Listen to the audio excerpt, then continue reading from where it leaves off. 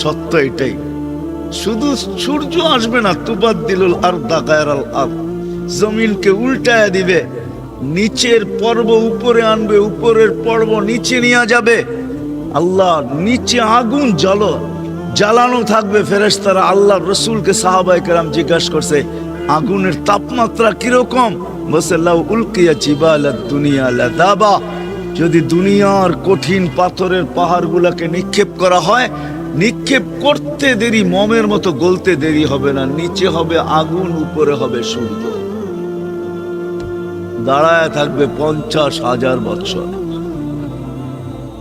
যদি আল্লাহ দাঁড় করায় দিল, আল্লাহ আমাদেরকে দাঁড় না করাক।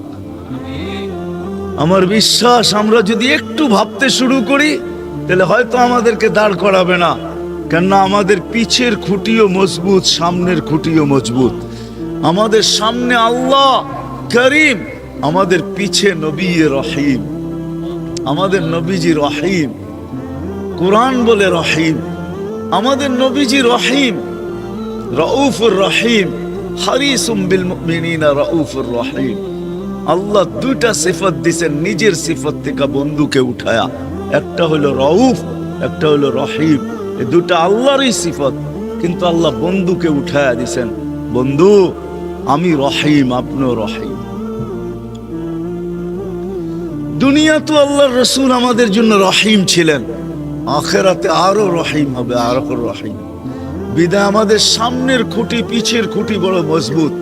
একটু যদি ভাবি, একটু যদি চিন্তা করি যে কি নিয়ে যাব, কিভাবে দাঁড়াবো আল্লাহর সামনে। এই জন্যই 60-70 বছরের জীবনটা, এই জন্যই আল্লাহ এই ছোট জীবনটা আমাদেরকে দিছেন।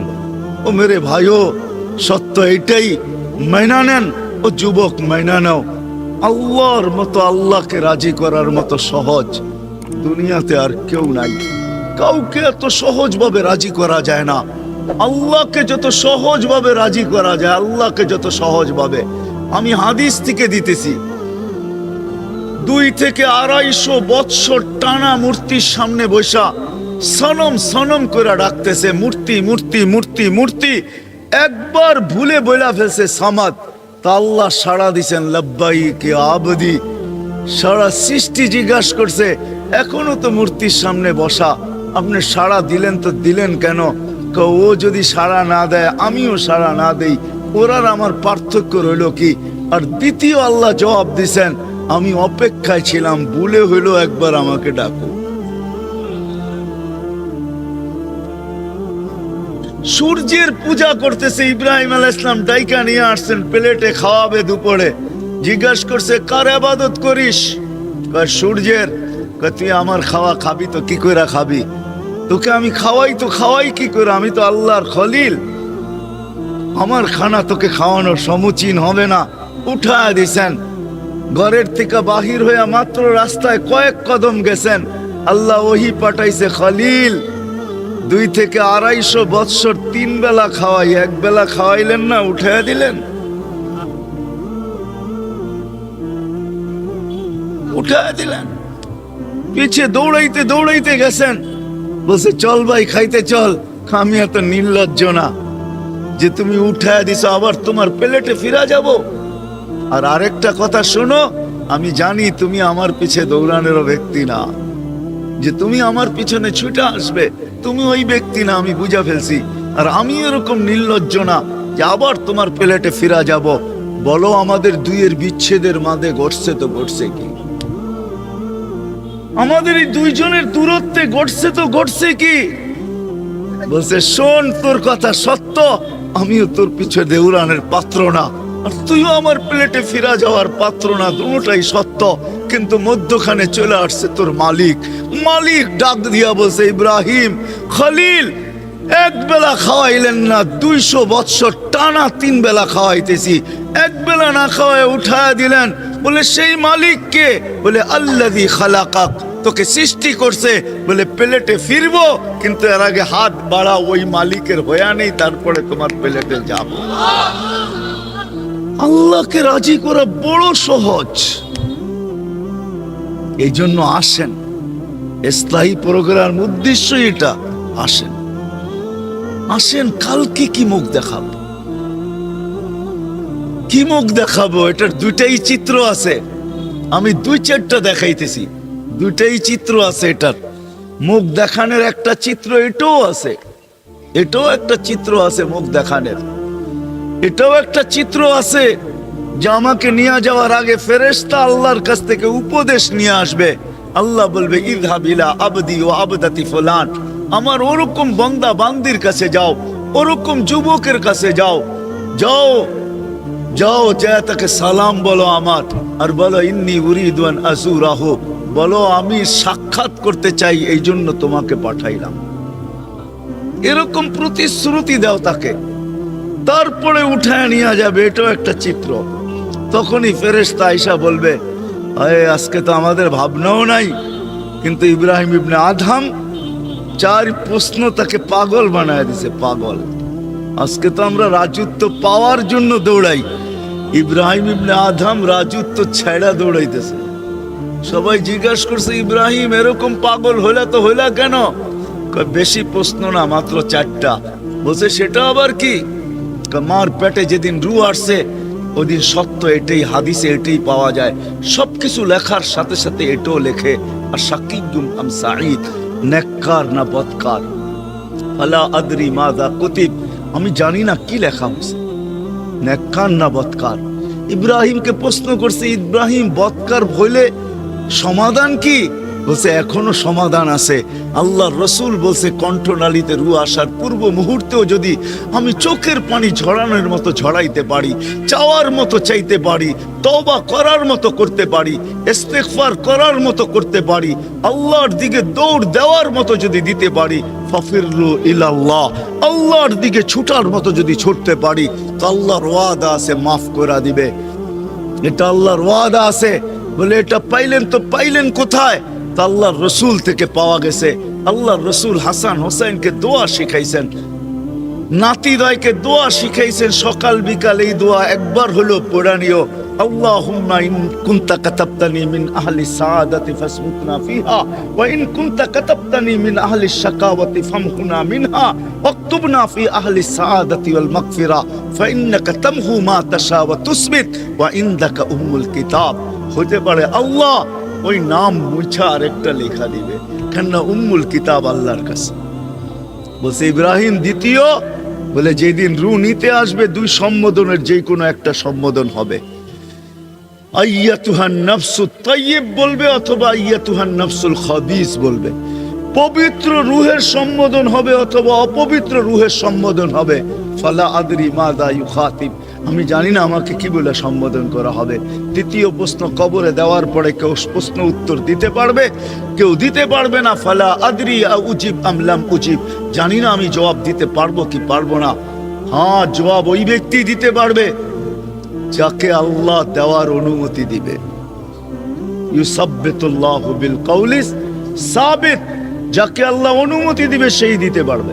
বলছে চতুর্থ, বলছে কিয়ামতের দিন দুটেই দল হবে, ফারিকুন ফিল জান্নাতি ওয়া ফারিকুন ফিস সাঈদ, একদল জান্নাতে যাবে একদল জাহান্নামে যাবে। আমি জানি না আমি কোন দলের অন্তর্ভুক্ত হব। এই চার ভাবনা আমাকে রাজত্ব ছাড়ার উপরে বাধ্য করছে। সত্য এটাই। কেউ পাওয়ার জন্য দৌড়ায়, কেউ ছাইড়া দৌড়ায়। আসলে সত্য এটাই, আল্লাহর কাছে চলে যেতে হবে। কি নিয়ে যাবো এটাই হলো প্রশ্ন। এই চেহারা কিভাবে দেখাবো, ওটার জন্যই আজকে প্রস্তুতি, ওটার জন্যই মুহাম্মদুর রাসূলুল্লাহ সাল্লাল্লাহু আলাইহি ওয়াসাল্লাম প্রস্তুতি করানোর জন্য আসছেন, আমাদেরকে প্রস্তুত করার জন্য আসছেন। মুহাম্মদুর রাসূলুল্লাহ সাল্লাল্লাহু আলাইহি ওয়াসাল্লাম রবিউল আউয়ালে এই জন্যই আসছেন যে আমার প্রত্যেক উম্মত যেন প্রস্তুতি নিয়ে যাইতে পারে, চাই সে নারী হোক চাই সে পুরুষ হোক। এরকম প্রস্তুতি নিয়ে যায় যেরকম বেলাল নিয়ে গেছেন, এরকম প্রস্তুতি নিয়ে যায় যাদের কথা কিতাবে লেখা আছে। প্রস্তুতি কারা নিয়ে গেছে? প্রত্যেক ব্যক্তি এরকম প্রস্তুতি নিয়ে যাইতে পারে যাতে আমি কিয়ামতের দিন গৌরবের মাথা সবার উপরে উঁচা করে দেখাইতে পারি। হাদিসে এই শব্দ আছে, আল্লাহ রসুল বলছে প্রস্তুতি নিয়ে আসো, আমি তোমাদেরকে নিয়ে গৌরব করবো কিয়ামতের মাঠে। সংখ্যায় তোমরা বেশি হবে, আমার মাথা উঁচা হবে, প্রস্তুতি নেওয়া, প্রস্তুতি নিয়ে যেতে হবে। এটার জন্যই মুহাম্মাদুর, সহজে যেন নিতে পারি, সহজে। নাহলে আগেও বলছি আল্লাহ বাধ্য করলে করতে পারতেন। এই জন্য আল্লাহ রসুল যুবকদেরকে শিখাইছেন, নারীদেরকে শিখাইছেন, পুরুষদেরকে শিখাইছেন কে কতটুকু সহজ ভাবে। যুবক যদি করতে পারে তাহলে তো আমি বইলা বেড়াই সারা দুনিয়ায়, যুবক তুমি যদি প্রস্তুতি নিতে পারো তাহলে জমিনে তুমি হাঁটবে, আল্লাহ তোমাকে দেখা লজ্জা পাবে, আল্লাহ তোমাকে দেখা গৌরব করবে আর বলবে লাউলা ইয়া শাবাব, ও যুবক তুই যদি জমিনে না থাকতি, লাউলা শাবাবা খুশা, এই হাদিস কোনোদিন আসতো না, হাদিসে কুদসি, লাউলা শাবাবা খুশা, ওই যুবক যদি জমিনে না থাকতো, যে আমার জন্য নিজেকে লজ্জাপতির মতো গুটায় ফেলছে, আকাশ লোহার জমিন তামার, ওমা আনজালতু মিনাস সামাই কাতরা, আকাশ থেকে একটা বৃষ্টির ফোঁটা না, ওমা আম্বাততু মিনাল আরদি হাব্বা, জমিন থেকে একটা শস্যের দানা না, বাল আনজালতু আলাইহিমুল আযাবা সাব্বা, একের পর এক আযাব দিয়ে আমি সবাইকে ধ্বংস করে দিতাম। আমি ডাকবো আর আসবো না, আর তাকে আমি 24 ঘন্টা সুরক্ষিত করব। আমি ডাকবো আর আসবো না, আর তাকে আমি 24 ঘন্টা পালবো। আমি ডাকবো আর আসবে না, তাকে আমি 24 ঘন্টা খাওয়াবো। আমি ডাকবো আর আসবে না, আমি 24 ঘন্টা তার সাথে লুকোচুরি খেলবো। আমি ডাকবো আর আসবে না, 24 ঘন্টা সে আমার চোখ দিয়া নাফরমানি করবে। টেলিভিশন কার ঘরে না আছে, ডিশের লাইন কোথায় না আছে, কার ঘরে টেলিভিশন না আছে, ডিশের লাইন কোথায় না আছে, কোন যুবকের মোবাইলে ইন্টারনেটের কানেকশন না আছে, কোন যুবকের কাছে ফেসবুক না আছে, কোন যুবকের কাছে ভাইবার না আছে, কোন যুবকের কাছে হোয়াটসঅ্যাপ না আছে, কোন যুবকের কাছে ইমো না আছে, কোন যুবকের মোবাইলে গুগলের কানেকশন না আছে। বলে আল্লাহ বলে 24 ঘন্টা না ফরমানি, তাও আমার। ইউহয়ী ওয়া ইউমীত ইযা আরাদা শাইআন আন ইয়াকুলা লাহু কুন ফায়াকুন। হায় হায়, আমি কেমনে বুঝাবো? বুঝাইতে তো চেষ্টা করি, জানি না দিলে গাথে কি গাথে না, কেমনে বুঝাবো? আল্লাহ বলে আমার না ফরমানি আর আমি পালবো। শুধু পালি ওই যুবকগুলার কারণে। ওই যুবকগুলাকে দেখলে আর কিছু করতে পারি না। পাগড়ি পালি শুধু ওই আল্লাহওয়ালাদেরকে দেখা, মাশাইখা রুক্কা, ওই আল্লাহওয়ালারা যারা 24 ঘন্টা নাফরমানি করে না, কিন্তু 24 ঘন্টা মাপ চাইতে থাকে। ইস্তেগফার যে কত হাজার বার পড়ে জানে না, কেউ 1000, কেউ 2000, কেউ এরকম আল্লাহওয়ালা আছে ডেলি 10,000 বার ইস্তেগফার পড়ে, গুনাহ তো করে না, মাপ চাইতে থাকে।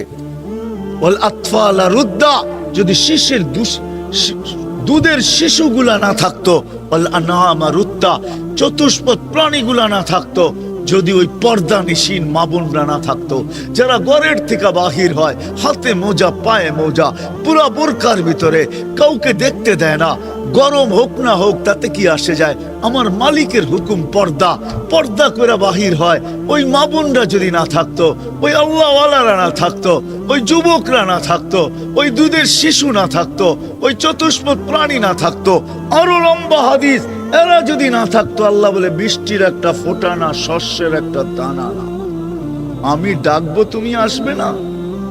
এটা পসিবল? হ্যাঁ, কি বলেন? দুনিয়ার বিচারে কি বলে? হ্যাঁ, নোটিশ আসলো আর আপনি যাবেন না।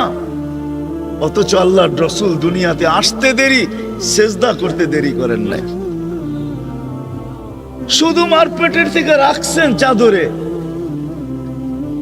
রাখতে দেরি, সেজদা করে আমাদেরকে মেসেজ দিতে দেরি করেন না, উম্মত নামাজ। আমি তো কাঁদি, হায় আজকে যদি খাতায় না থাইকা, রোডে গাড়ে হাটে বাজারে অফিসে আদালতে খেতে খামারে মিল ফ্যাক্টরিতে মুসলমানের সংখ্যা না থাইকা যদি এই সংখ্যাটা মসজিদে থাকতো, তো খোদার কসম, আমার কাছে দলিল আছে, খোদার কসম, যে যা বলে বলুক, আমার কাছে প্রমাণ আছে, তাইলে এই দুনিয়ার পরিস্থিতি উল্টা হইতো।